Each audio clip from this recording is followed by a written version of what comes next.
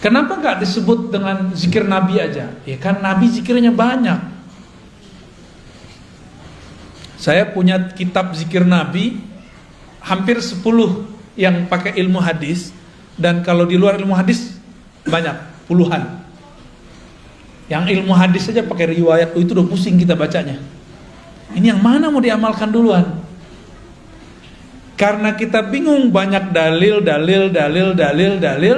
maka perlulah seorang guru yang akan meramu. Jadi dalil itu seperti bahan-bahan obat. Yang bisa meramu apoteker. Kalau zaman dulu dokter tuh bisa, boleh zaman dulu. Boleh meramu obat. Saya mau tanya nih, Bapak Ibu ini, kalau sakit boleh nggak meramu sendiri obat, masuk ke ruang apotik terus ramu-ramu sendiri? Lo kan nggak boleh taklid. Katanya nggak boleh taklid. Taklid ke dokter juga nggak boleh dong. Kenapa percaya sama dokter? Taklid sama apoteker juga nggak boleh seharusnya. Kalau kita boleh bilang nggak boleh taklid. Taklid artinya apa? Ikut tanpa tahu kenapa hakikat sesuatu itu ada. Ikut tanpa mengetahui dalil. Kenapa obat kalau batuk ini A, B, C, D? Disebutkan nggak sama dokter? Disebutkan nggak sama apoteker? Enggak. Terus kenapa percaya-percaya aja? Kenapa itu boleh, sedangkan dalam agama nggak boleh? Gitu. Yang mengerti dalil ulama atau orang awam? Ulama.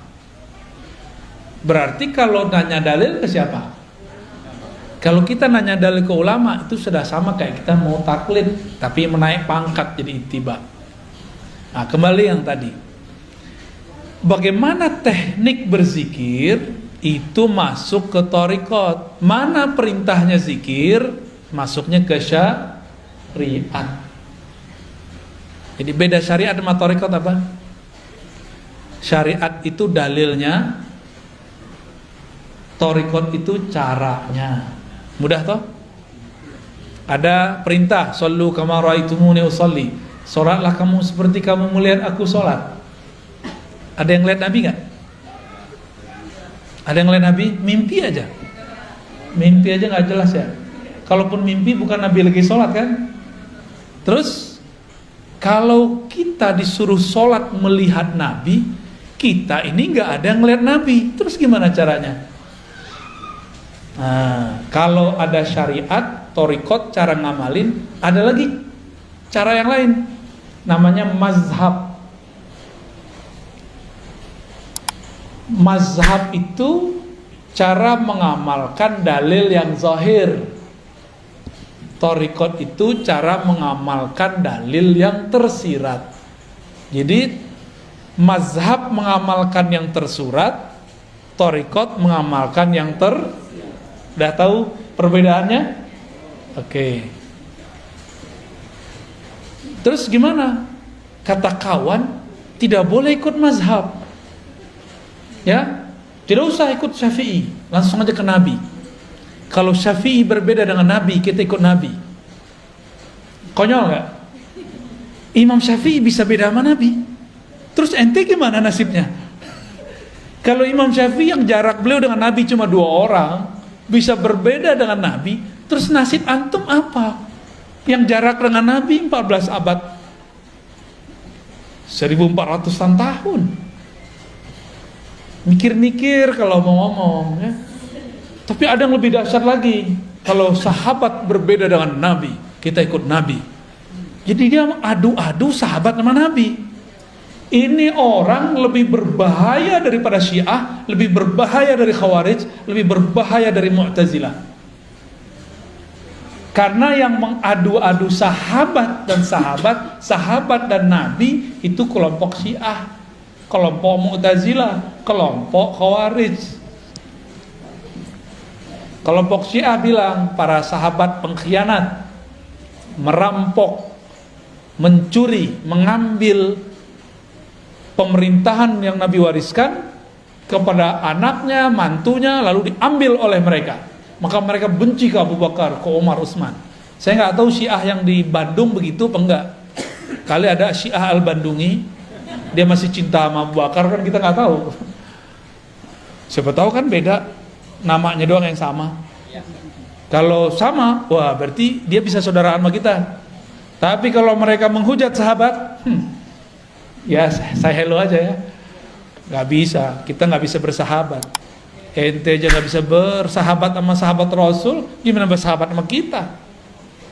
Gitu, ya. Ada orang ngomong begitu, benar nggak? Kalau imam mazhab, Imam Syafi'i beda sama Nabi, kita ikut Nabi. Jadi dia pernah berpikir, bersuuzon ke imam. Kalau Nabi, imam ini berbeda sama Nabi. Imam ini buat ajaran baru. Jadi yang dia pikirkan mazhab itu agama buatan imam. Ini kesalahan besar ini. Ini logika yang nggak nyampe. Buat definisi tapi nggak nyampe. Dan saya sering ketemu dan udah saya contohkan. Mereka ngomong nggak usah ikut Syafi'i, langsung aja ke Sahih Bukhari. Masih ingat? Masih ada nggak orang begitu? Masih ada. Padahal kita udah ngaji kemana-mana, kita ulang-ulang ini. Tanda dia kalau ngeritik kita nggak pernah dengerin video kita. Ya. Imam Bukhari murid dari muridnya Imam Syafi'i.